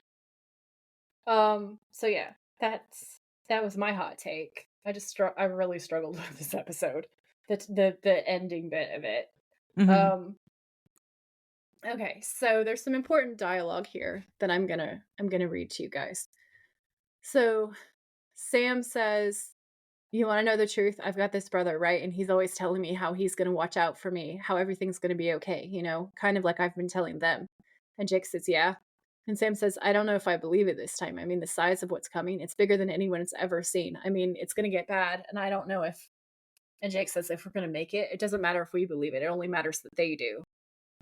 But I thought it was interesting because that whole time, like Sam's talking about Dean and like Yeah. how Dean would make everything okay is really implied and how he feels so safe with Dean. And I thought that was really touching. I like how they both do that whenever they're split up because, like, in, I think it was Scarecrow, Dean's Yeah, like, "Oh, I Dean's wish like, Sam was I need here." Sam because Yeah. Sam's so charming and he would have you eating out of the palm of his hand in a minute because he can't do Yeah. charming. And he's just like, oh God, I wish my brother was here. And he says that a couple of times. He's like, I wish Sam was here in other instances. Um, Yeah. I don't like it when they get split up. no. So, um, then Sam and Ava are in one of the houses, lining the doors and the windows with salt, and they're having a conversation. And Sam says, "I'm okay. What about you?" to Ava, and Ava says, "Not so okay. Why us, Sam? What did we do to deserve this?" Shut up, Ava. I know. And Sam says, "Just lucky, I guess." And then That was Ava hot. says, He had a hot smirk when "He he did. says it, and that was a thirst trap. He did, and it was a thirst trap." I actually, my literal notes say, "Salt the windows, etc. Stress Sam is hot." Stupid evil Ava ruining Sam being old book boyfriend. Stupid evil Ava. Yeah. So, Ava says if it wasn't for bad luck, we'd have no luck at all, which is a quote from a song that was referenced in the series earlier on. And Yeah. I was like, oh. So she says, I can't wait for all of this to be over so I can just pretend that it never happened. I just want to curl up with Brady and watch bad TV. And it's like, he's dead. Yeah. And it just annoys me so much. So Sam gets really uncomfortable. And then she says, what is it? Sam, do you know something that I don't? And he says, look, Ava, I'm sorry. I wish I didn't have to tell you this. And she's like, tell me what? When the demon broke into your house to take you, your fiance didn't make it. I'm sorry. And then she freaks out and she's crying, which we all know is a lie because she's such a bitch. And that's Yeah. why I got so angry, because this is a perfect like romantic boyfriend moment for OG Ava, except for Ava's now secretly evil and it just ruins everything. Yeah. Um, Especially when you watched it at least once and you know. yeah. So Sam's kind of struggling to stay awake later on. We cut to the evening and he's kind of nodding. And he's kind of closing his eyes every so often. And then suddenly in the All corner of the sleepy. room, he sees Azazel, the yellow-eyed demon. And Sam screams, Jake, behind you. But Jake doesn't hear him. And in the, you know how we called him Yed for yellow-eyed Yeah. demon? That's what Supernatural Wiki's doing. They have him listed as Yed. I did that in my notes. My notes is YED, yeah. My notes just say, boom, Azazel. I also like when he goes, howdy, Sam. Yeah, I like that a lot too. So they decided to give it this whole cowboy western horror to go along with the set. And it's kind of fun because he plays into that really, really well. So he leads Sam outside in the dream and he says, you're awfully quiet, Sam. You're not mad at me, are you? And Sam says, I'm going to tear you to shreds. I swear to. And then he says, when you wake up, Tiger, you give it your best shot. And Sam's like, where's my brother? And he says, quit worrying about Dean. I'd worry more about yourself. And Sam says, why? Are you going to kill me? And the yellow-eyed demon says, I'm trying to help you. That's why we're talking. You're the one I'm rooting for. And Sam's like, what is that supposed to mean? And Azazel says, welcome to the Miss America pageant. Why do you think you're here? This is a competition. Only one of you crazy kids is going to make it out of here alive. And I wrote, "It's Demon Kid Thunderdome." Fire So babies. they are fire babies. I can't get over fire babies. It's so funny. So Sam says, "I thought we were supposed to be in." Azazel interrupts and says, "Soldiers in a coming war? That's true. You are. But here's the thing. I don't need soldiers. I need soldier. I just need one." And Sam's like, "Why?" And Azazel says, "Well, I couldn't just come out and say that, could I, Sam? I had to let everyone think they had a fighting chance, but what I need is a leader." And Sam says, "To lead who?" And Azazel says, "Oh, I've got my army, or I will soon anyway." And Sam says, "You son of a bitch." And Azazel says, "Honestly, I'm surprised you hadn't guessed. I mean, why do you think so many children flamed out already? Max Miller and Andy's brother, what's his name? They weren't strong enough. I'm looking for the best and brightest of your generation." And Sam says, "My generation?" And he says, "Well, there's other generations, but let's just worry about yours. That's why I'm here, Sam. I want to give you the inside track. You're tough, you're smart, you're well trained, thanks to your daddy. Sammy, you're my favorite." This actor is so good. He's so good.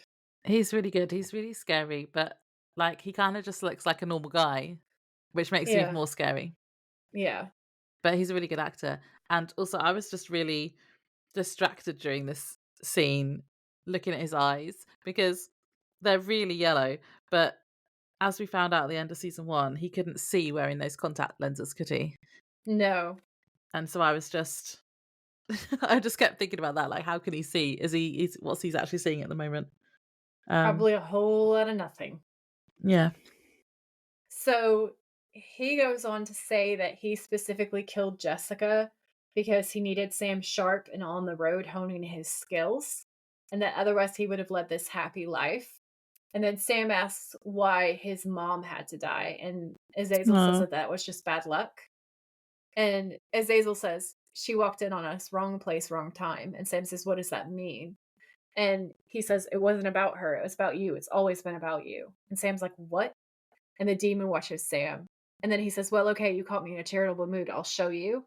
And then he transports him into the past on that night so that he can see it in real time. And initially, Sam thinks it's all real and tries to shout out to his mom, but that's obviously doesn't work. And he says, "Relax, Sam. This is just a high def instant replay. Enjoy the show." And so then you see that scene again from like the pilot where Mary thinks that it's John from the back, asks if baby Sam is hungry, and Azazel says shh, and Mary says okay, and leaves. Like, that's your problem then, I guess. And it's so Yeah. funny. And Sam's shouting, and the demon reminds him like she can't hear you, that it's not real. And then he cuts into his own wrist and drips blood in baby Sam's mouth. Ugh, And Sam that's says, "What the disgusting. hell are you doing?" That was rank.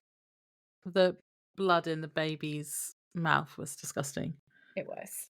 But also then sounds like, does this mean I have demon blood in me? And I just write, well, literally, yes, in your mouth.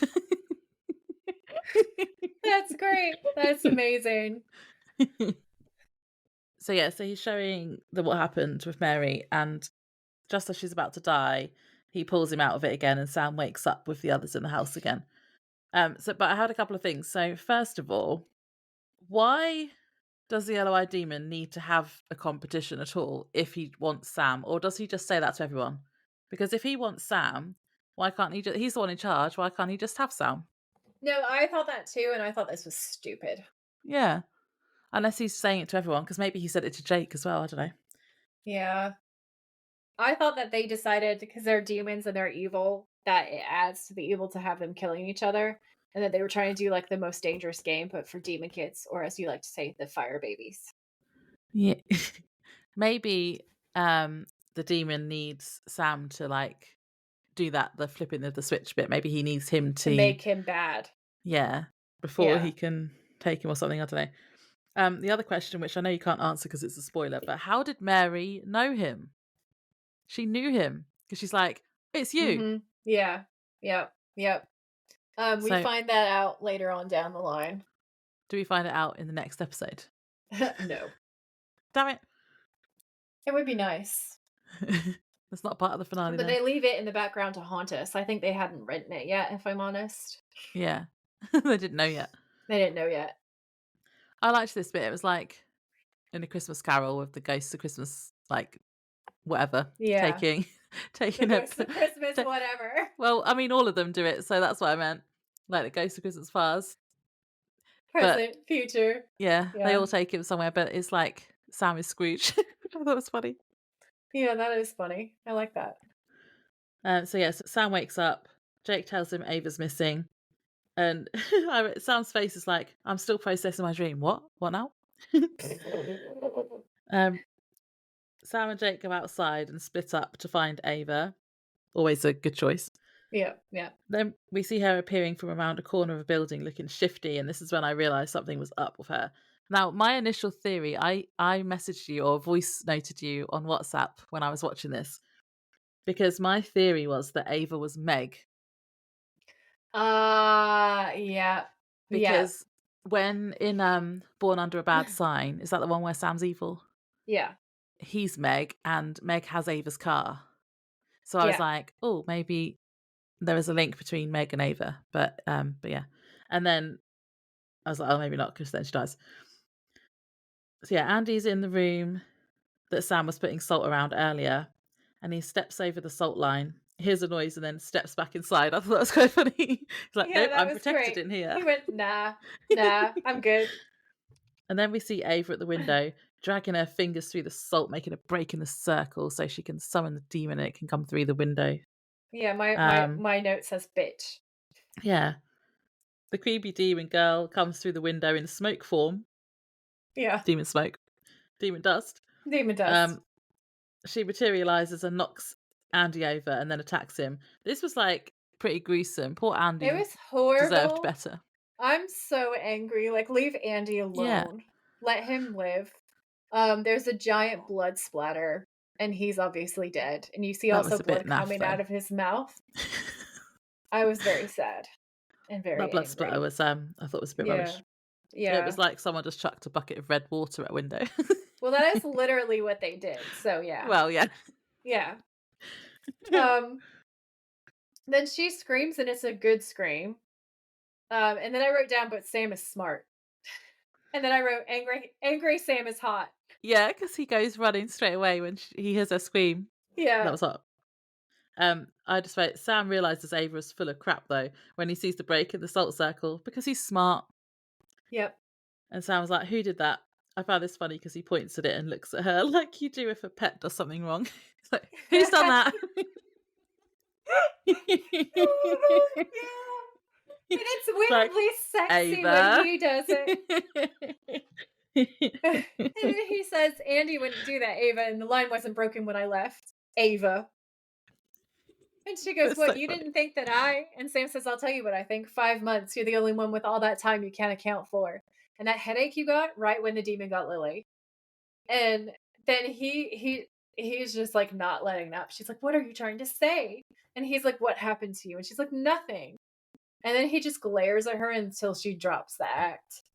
And she says, how'd you go in though, didn't I? And she wipes her eyes. Yeah, I've been here a long time. I'm not alone either. People like us keep showing up. Children. She calls them children like us. And I was just like, you were all adults. Stop it. Fire babies. And then Sam says, you killed them, all of them. And she says, I'm the undefeated heavyweight champ. And Sam says, oh my God. She's like, I don't think God has much to do with this, Sam. So it's just like full evil.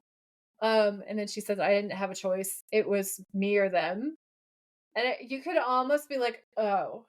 But then she says, after a while, it was easy. It was even kind of fun. I just stopped fighting it. And Sam says, fighting She's so what? cold. She's a bitch.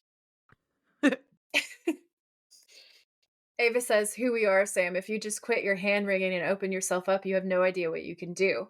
The learning curve is so fast, it's crazy. The switches that just flip in your brain. And then she laughs and she says, I can't believe I started out just having dreams. Do you know what I can do now? We're like, we don't care, Ava. Shut up. Yeah. And Sam says, control demons. And she's like, oh, you are quick on the draw. And then she summons the demon after that. And she says, yeah, I'm sorry, Sam, but it's over. And I'm like, shut your stupid face. And then the demon dust comes back because demon dust. Demon dust. But then just as it's about to enter and kill Sam, Jake comes up from behind and snaps her neck, and she's dead. that was pretty brutal, but also I was like, nah, okay. I do have a question here. Okay. Why did Jake bother saving Sam? It's a good question. He could have just let the demon kill Sam, and then he could have killed Ava, and then he won. And then that's apparently his plan. And see, this comes back to my I don't feel like Jake is really this character analysis. And that this is just the writing. Yeah, but he's literally about to try and kill him himself, so it's like, Yeah, like why did he bother? red flag. Red flag. Yeah.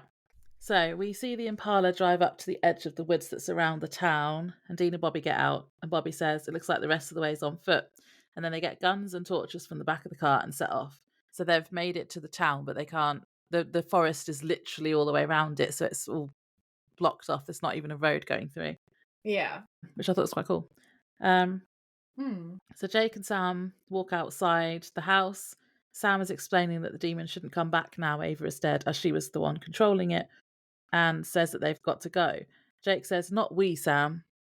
And he says he knows only one of them can get out of there alive because the yellow-eyed demon showed himself to him too and told him. And Sam tries to get him to work with Sam, like work together, but Jake doesn't trust him. And then Sam puts his knife down to show him that he's trustworthy. And I just went, "Oh, Sam, you're too nice to people." He's a precious baby angel. Yeah. And we love him for that, but he gets him killed. Yeah. Jake puts his weapon down too, but then punches Sam. And because he has super strength, he goes flying. Yeah. And then I they thought fight. Sam's arm was broken again too. Oh, yeah. But he did. Not again. That's how he was holding it. I think that is what the implication was, because he's holding it like his arm is broken, wasn't he? Yeah. Because I did write that it's like every punch is breaking a bone of Sam's because of his strength. So Sam fights back and ends up knocking Jake out.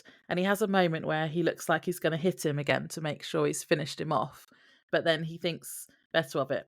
And I wrote, Sam has obviously never seen Scream and leaves him. They always come back one last time, Sam. They do, for one last good scare. Yeah. But it's obviously because Sam is just nice and not evil and doesn't want to kill Jake. I wrote down that conflicted Sam because he's conflicted. Like, he thinks about doing that and then he doesn't do it because he's a good guy. Is ridiculously hot. Like, that's the biggest Sam thirst trap that I've ever seen in my life. Conflicted Sam, I like it. So hot. And then in the background we hear Dean shouting, "Sam!" Yeah, we do. So Dean's like, "Sam!" And Sam hears his brother and turns towards him, still clutching his arm and nearly staggering with exhaustion. He sees Dean and Bobby approaching with flashlights. And Sam's like, "Dean!" And he's relieved and he's happy, but Jake suddenly comes to, grabs the knife that Sam had placed on the ground. Dean says, "Sam, look out!" And he starts running towards him, but it's too late. And Jake stabs the knife right through Sam's back. Dean takes off running, and Dean goes, "No!" Jake twists the knife in, creating a massive wound before running away. Bobby gives chase, but Sam is gasping for air and falling to his knees. Dean slides to the ground in front of Sam to catch him. He grabs at Sam's clothing, trying to keep him conscious. And Dean says, "No, Sam!" And Sam falls forward into Dean's shoulder. And Dean says, "Whoa, whoa, whoa, whoa, Sam, hey, come on here. Let me look at you." And he places his hand on the wound in Sam's back, covering his entire palm in blood. And Dean says, "Hey, look at me. It's not even that bad. It's not even that bad, all right? Sammy? Sam?" Dean's holding Sam, looking at him, and Sam's head is wobbling and he's losing consciousness. And he says, "Hey, listen to me. We're going to patch you up, okay? You'll be good as new, huh? I'm going to take care of you. I'm going to take care of you. I've got you. That's my job, right? Watch out for my pain in the ass little brother." And he touches Sam's face and he says, "Sam, Sam, Sam, Sammy." And his eyes shut and his entire body just breaks down. He passes out, dying, dead, falls forward. And Dean says, "No, no, no, no, no, no, no. Oh God, oh God." And he's crying. And then he goes, "Sam!" And then it ends. That's the end of the episode. I had a cute fun fact. Do you want to hear it? Yeah, I do. I think you'll like it. Tell me. This is from IMDb. Jensen said he didn't even need to think of someone closer to him dying. Just the thought of Jared dying hurt him enough. After cut was called, Jensen stayed on his knees crying and hugging Jared after he had to go walk it off for a bit. I knew that. I know that. I've seen Cute. that thing, and then I saw them talk about it, and they're adorable. They love each other so much, and they're like real Yeah. brothers, and it's the best thing in the whole world. Yeah. My initial watch 3 notes were WTF, Sam is stabbed. I do not approve of this ending. And why do I now have to wait a week to watch the next one? Mhm. I said, "Sam is stabbed and dies. Dean has my heart and soul." Aw. With the last Sam at the end, I was like, "That's my whole heart and my whole soul. I love Yeah. him so much, and I will never love anybody else as much as I love Dean Winchester." It's so cute when Um, he says Sam or Sammy. Like, Sam! it's the best thing in the world. And one of my favorite reels of him was it's like convention footage, and this girl is saying that her dad just goes around the house saying Sam and Sammy like Dean all the Oh, time. yeah. And he says, "Is I've there seen that. somebody in the house called Sam?" And she's like, "Nope." And he's like, and then he was like, "Is it like a Sam? Like you're making eggs and you're calling Sam? Do you want some of this? Or is it like, is it angry? Is it like a Sam? Or is it like a Sammy?" And he goes through the different Sams. And the fact that It's he cute. like knows it and gets it, that the Sam and Sammy has become iconic. And Yeah. he's on board with that is treasure. It makes the world a better place. Yeah, it does. It's just the best. So next episode is gonna be, well, finding out what happens, I guess. How Yeah, long the Sam gonna be dead season for? finale. Yeah, what's gonna go down with the yellow-eyed demon? I don't Yeah. know. I mean, this seemed like an actual the season finale, so I don't really know what next episode is gonna be at all. I mean, Um, Padalecki obviously thought it was too, because he thought he was dead for reals. yeah. He got the script and he was like, "Oh no, I like this show." Is Sam gonna be in you might not be able to tell me, is Sam gonna be in the next episode at all? Okay. She was I nodding, by the told way. her, but I told her not out loud in case it was a spoiler. I didn't want to get in trouble. Um, okay. Do you have anything else to say at the end, or should we do end of episode games? Games, please. Okay, villain hot or not? Hot. Who are you classing as the villain? Azazel. Yeah. You think he's hot as well? Yeah, he's totally hot. The jawline on this man. Yeah. I wrote, there's something about him, I'm not gonna lie. I think it's because He's he's quite so charming as well. sexy. Yeah, he's charming. He has a sense of humor. Um, he's Yeah. got the witty banter. He has the broad shoulders. You know, he has the perfect heroic jawline that is my ultimate weakness in men. He's hot. He's hot. But I also had other options for villains, because I wrote Ava, no. Yeah, And I wrote Jake, no, but only because I can't with soldiers anymore. that's fair. That's valid. Yeah. Let's Yeah, just say I was married to a soldier and I will never date a soldier ever again.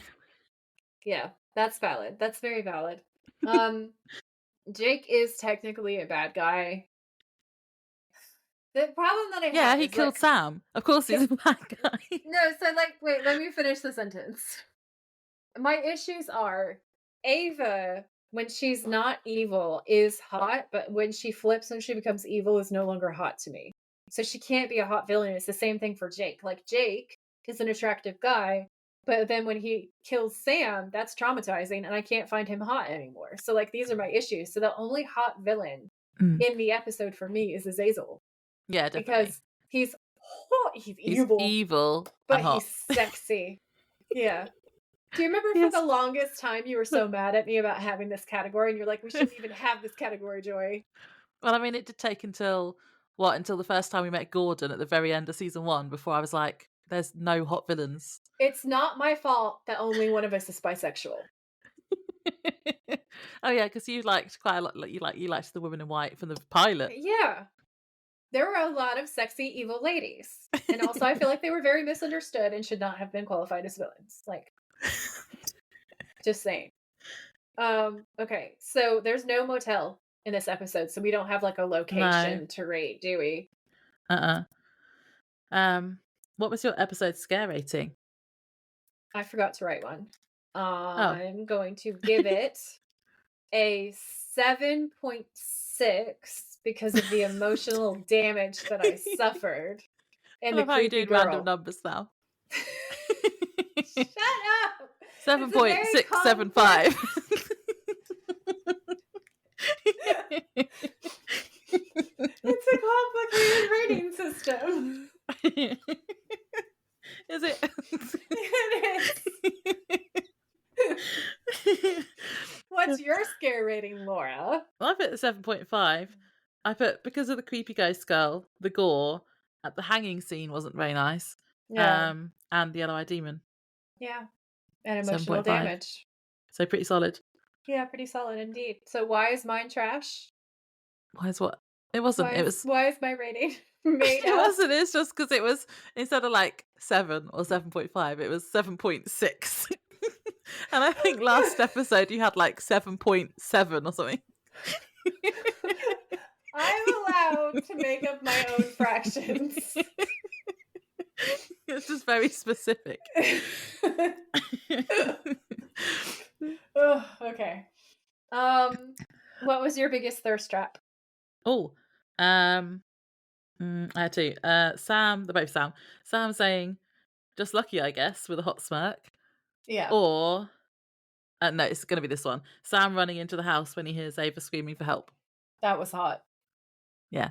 That What was was hot. yours? I thought if I'll tell you it's Dean. Obviously, I've picked Dean, but the Sam ones are that one, and then when he's angry at Ava, that was hot. Yeah. That was so hot. The Dean thirst trap is, we skipped over it a little bit, but there's a section where Dean's running towards Sam to save him, and he cocks Yeah. the sawn off shotgun with one hand, and he has his head tilt, and then he says, "Let's go." And that was a thirst trap because that was like rolling out to protect Sam, and all the angles are Yeah. amazing. He looks ridiculously sexy. It's hot as fuck. The only other contender that I had for that one is there's that part at the beginning where he goes into the diner and he draws his gun Yeah. and he's looking around and he's on like high alert, and it's just so hot. It's ridiculous. Again, thirst trap. That was what I was about to say. If I had a Dean one, it would be that bit in the diner when he gets the gun out. Yeah. It's those two scenes are like the thirst trap. You know what I'm saying? Yeah. And then my quote was, "See if they have any pie." Oh, I forgot about that one. That's a good one. Yeah. Mine was, we didn't even mention it actually, but that was about as fun as getting kicked in the jewels. That was pretty funny. That That was was when pretty Bobby funny. asks him about the visions. The visions, yeah. MVP. I've got, I wrote, is it Bobby for knowing where the town was? But that was, you hated that bit. I did hate that. I thought it was so dumb. I was like, how do you know that it's an engraving of an oak tree? Like, he said it was a big bell with an engraving on it. That could be anything. But Yeah, you're but like, him and Sam, in their defense, him and Sam are the research people. They're really good true. at research. They've read tons of books. They've probably seen it somewhere, and it's probably like, this town has a bell. It's probably like, the bell's probably a picture of it everywhere. Okay. And they're like, I've seen that before, and it's whatever the town was called, Cold Oak or whatever. Yeah. It gave me a connection, but fine. It's a good explainer. So who do you think your MVP? Because I wrote Sam. yeah, Sam was my other option. I wrote Sam question mark after, because Yeah. He figures out that Ava is the main bad guy, and he would have dealt with it. And then he actually defeats Jake. And the only reason why things go the way that they go is because he's a good person. And yeah, it's weird the way that Jake gets up, which makes me wonder if there was like extra demon blood or if maybe he was possessed right at the very end. I don't know. But like, he yeah, was out cold and then suddenly he just gets up from nowhere. So that felt demonic and weird. And like, yeah, it was not Sam's fault in any way, shape, or form. So like, if you look at his actions, and like, he knew all of the stuff that they needed to know to try to survive. He tried to help everybody. He tried to organize them and get them all together. And if they'd listened to him and Ava hadn't been a murdering bitch, then everything would have been okay. yeah. Part of me wants to give it to Andy just for being funny in the episode. Yeah, he was pretty great. Um. And he found the salt. Oh yeah. So, you know. Yeah, that's everything. Well, I get to watch the next episode now. The Not right now, but finale. Are you yeah. excited or are you terrified? Um, excited, but I really don't know what they're even going to do because that felt like an end of season episode already. Yeah, I know. What they're gonna do is they're gonna traumatize you. Oh, I just feel like it's better to know now. There's definitely some cool parts though. And then the cliffhanger that we get for the first season 2 is actually really cool. It was super annoying in real time because then you had to wait for so long before season 3 came out. at least I'll only have to wait a week. Yeah, you only had to wait 1 week. I had to wait like it felt like a year. Yeah. Well, the last season finale was a bit traumatizing because Daddy Winchester dies. Yeah. Well, I suppose that was actually technically the beginning of the second season. Hmm. Um, are you excited to? Well, do you already remember what happened? I do remember what happens. There's bits that I'm excited for. I feel like there will be some major Dean thirst traps. And then there's bits where it's like emotional damage.